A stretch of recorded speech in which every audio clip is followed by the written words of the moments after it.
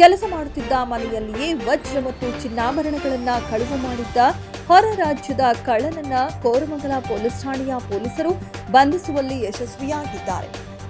ಜಕ್ಕಸಂದ್ರದ apartment ಒಂದರ ನಿವಾಸಿ ಕುಟುಂಬ ಸಮೇತ ಊಟಕ್ಕೆ ಹೊರಗೆ ಹೋಗಿ ವಾಪಸ್ ಮನೆಗೆ ಬಂದಾಗ ಕೊಠಡಿಯ ಕಬೋರ್ಡ್ನಲ್ಲಿಟ್ಟಿದ್ದ ಚಿನ್ನ ಮತ್ತು ವಜ್ರದ ಆಭರಣಗಳು ಹಾಗೂ ನಗದು ಕಳುವಾಗಿದ್ದು, ಈ ಸಂಬಂಧ ಕೋರಮಂಗಲ ಪೊಲೀಸ್ ಠಾಣೆಯಲ್ಲಿ ದೂರನ್ನ ದಾಖಲಿಸಿ ಮನೆಯಲ್ಲಿ ಕೆಲಸ ಮಾಡಿಕೊಂಡಿದ್ದ ವ್ಯಕ್ತಿಯ ಮೇಲೆ ಅನುಮಾನವಿರುವುದಾಗಿ ಪೊಲೀಸರಿಗೆ ತಿಳಿಸಿದ್ದರು.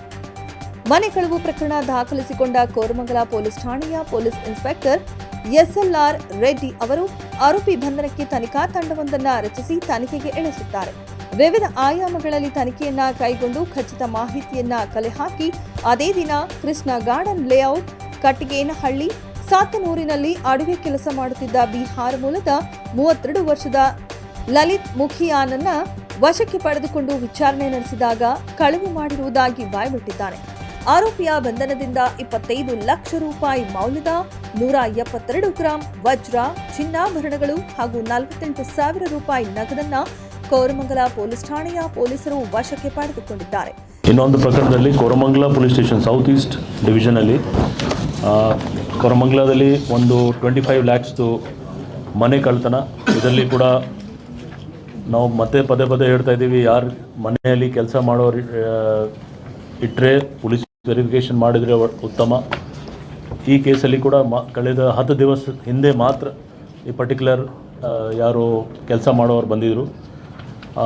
ಅಲ್ಲಿಂದ ಕೆಲಸ ಮಾಡುವಾಗಲೇ 10 ದಿವಸ ಒಳಗೇ ಕಳ್ತನ ಮಾಡಿ ಹೋಗಿಬಿಟ್ಟಿದ್ರು. ಬಟ್ ನಮ್ಮ ಪೊಲೀಸವರು ತುಂಬ ಒಳ್ಳೆ ಕೆಲಸ ಮಾಡಿ ತಕ್ಷಣ ಅವ್ರಿಗೆ ಅರೆಸ್ಟ್ ಮಾಡಿದ್ದಾರೆ. ಬೇರೆ ಕಡೆ 25 ಲಕ್ಷ ಅಂದಾಜು ರಿಕವರಿ ಆಗಿದೆ.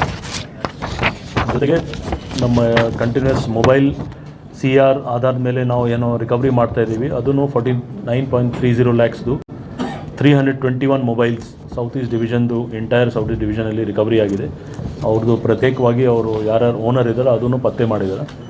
ಇದರಲ್ಲಿ ಇದು ಭಾಳ ಒಳ್ಳೆ ಕೆಲಸ ಮಾಡಿ ಸೌತ್ ಈಸ್ಟ್ ಡಿವಿಷನ್ DCP ಮತ್ತು ಅವ್ರದ್ದು ತಂಡ ಇದು ಒಳ್ಳೆ ಕೆಲಸ ಮಾಡಿದೆ. ಈ ಕಾರ್ಯಾಚರಣೆಯನ್ನ ಬೆಂಗಳೂರು ನಗರ ಆಗ್ನೇಯ ವಿಭಾಗದ DCP ಮೊಹಮ್ಮದ್ ಸುಜೀತಾ MS ಅವರ ನಿರ್ದೇಶನದಂತೆ ಮಡಿವಾಳ ಉಪವಿಭಾಗದ ACP ವಾಸುದೇವ್ VK ಅವರ ಮಾರ್ಗದರ್ಶನದಲ್ಲಿ ಕೋರಮಂಗಲ ಪೊಲೀಸ್ ಠಾಣೆಯ ಪೊಲೀಸ್ ಇನ್ಸ್ಪೆಕ್ಟರ್ SLR ರೆಡ್ಡಿ ಅವರ ನೇತೃತ್ವದಲ್ಲಿ PSI ಆನಂದ್ ಕಾಶಿ, ಸಿಬ್ಬಂದಿಗಳಾದ ಚಂದ್ರಶೇಖರ್, ಷಡಾಕ್ಷರಿ, ಜೈಕುಮಾರ್ ಅವರುಗಳ ತಂಡ ಆರೋಪಿಯನ್ನ ಬಂಧಿಸುವಲ್ಲಿ ಯಶಸ್ವಿಯಾಗಿದ್ದಾರೆ.